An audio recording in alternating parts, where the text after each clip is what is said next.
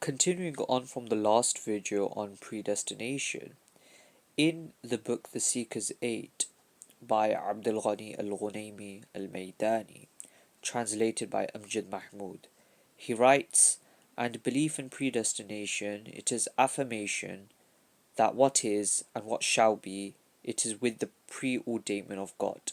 Most exalted is He, whatever it is good or bad, beneficial or harmful."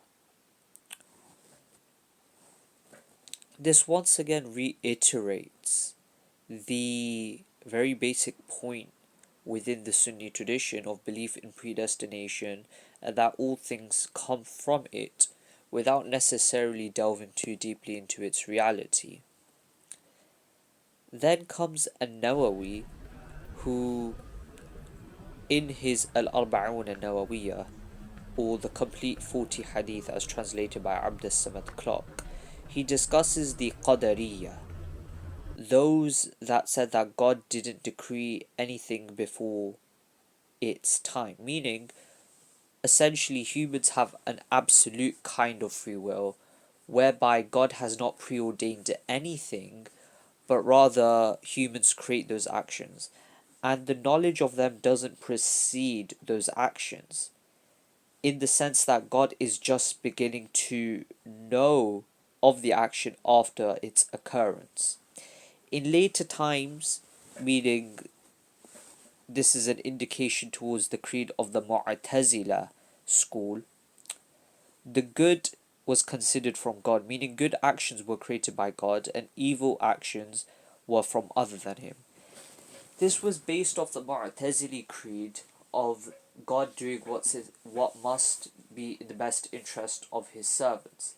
It was, according to the Mu'tazila, necessary for God to do that which was in the best interest of His servants, and hence God could only create good actions, as creating evil deeds and causing the servant to acquire them is not in their best interest. Hence, according to this, the Mu'tazila said that God creates good deeds whilst the servants create sins and evil doings. There's an interesting narration from Abu Dawud in his Sunan, where he mentions that the Qadariyya, meaning those who affirm this kind of free will, absolute free will, and denial of predestination, are the Magians, the sort of Zoroastrians, the Majus of this nation. This is a authentic hadith, an authentic prophetic narration according to An Nawawi. This is because, and this is the explanation typically given by the traditionalist Sunnis, that this is similar to the Magians' belief in dualism, meaning, similar to how the Mu'tazila said that good deeds are created by God whilst evil deeds are created from other than Him. The Magians said that good comes from light whilst evil comes from darkness. And this is this kind of dualist narrative that the Islamic normative Sunni tradition does not normally accept. And we actually see within the Western world now, and this was, as the dualist sort of mentality is present within the Western world as well. And we can see this kind of dualism present, for example, especially within the boomer generation, where they viewed history as beginning from their generation, essentially, as everything before their era was just superstition and this kind of backwards, unenlightened, evil, barbaric era, whereas as their era was the only sort of enlightened era. This kind of attitude was very prevalent within the Western world. And you could see this, for example, in the phenomena of Star Wars, where, there's this big evil empire and there's the rebels who fight back against them. It's this very black and white, good versus evil picture. And it's interesting to note that many of the very sort of dystopian or popular pieces of fiction within the Western world in the past few decades have very much had this very dualistic good versus evil narrative. Imam al-Haramain, meaning al-Juwayni, and An Nawawi cites this in his book, Imam al-Haramain al-Juwayni said in the book Al-Irshad, some of the Qadariyya said, "We are not Qadariyya, rather you are Qadariyya, because you believe in reports which are transmitted about the decree.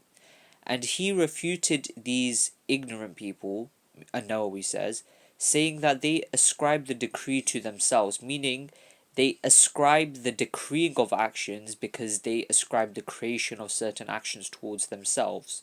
And whoever claims evil for himself, meaning he creates his evil doings, and ascribes it to it, meaning himself, rather than to God, then it is more fitting that it should be related to him than to one who ascribes it to other than him and rejects its attribution to himself. In the book Islamic Beliefs by Muhammad Imdad Hussain Pirzada, he mentions the Maturidi view first of Qadr and predestination, and then he summarizes the three views on fate that can be found within the broader Islamic tradition. He firstly mentions the Jabariya view, which is the fatalism view. This was held by the likes of Jahm bin Safwan, for example. See Maqalatul Jahm bin Safwan wa Atharuha fil Firaq al-Islamiyya by Dr. Yasir Qadi. And Jahm bin Safwan held that humans were no different to plants and rocks and leaves, in that they are like leaves that are blown in the wind, for example. They have no free will or choice of their own. Humans similarly have no free will or choice of their own, and they are under the influence of the divine decree. In modern times, the equivalent would be this more secular, materialistic kind of fatalism which is present, whereby man is influenced by economic conditions or societal structures or material factors, and he is limited within these sort of influences and structures. Then you have the Qadariyya, absolute free willists, if you can call them that.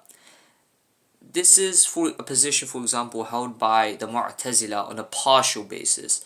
As was mentioned before, they affirmed good actions were created by God, but bad actions or sins were created by human beings. And, obviously in the modern day, many people may assert that humans have the ability to change the world and bring about change and difference into reality, and perhaps ignoring the greater structures which people are based in. People are fundamentally based in webs of interconnectedness, as some sociologists may write, and they're based within their context. Yet the Jabariya at the same time may ignore the fact that humans still have free will and great individuals have the ability to bring about change in the world. And we see many great men throughout history have brought about change indeed.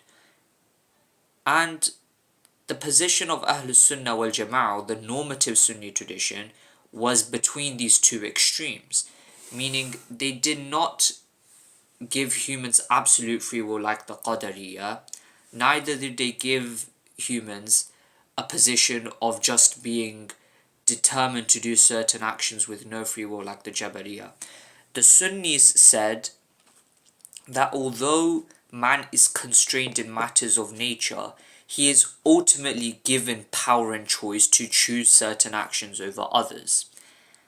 And these two extreme theological views, and perhaps in a more modern philosophical sense, this could refer to two extreme material or secular humanist views, one of them being absolute fatalism, the other being absolute free will.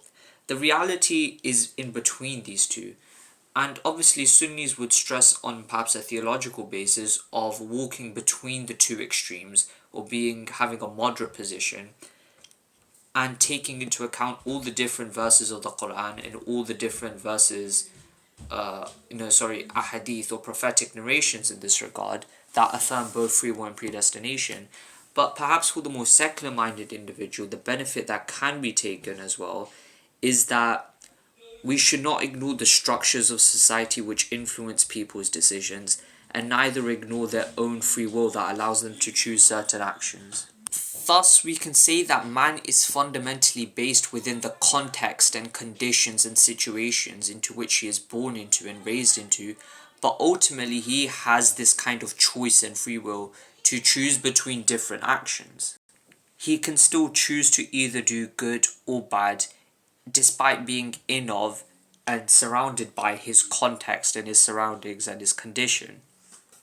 Thus, even though man may be constrained in certain regards and he may be based within the context of his time, he still has ultimate free will to bring about change in this world and bring about great actions and great deeds from himself.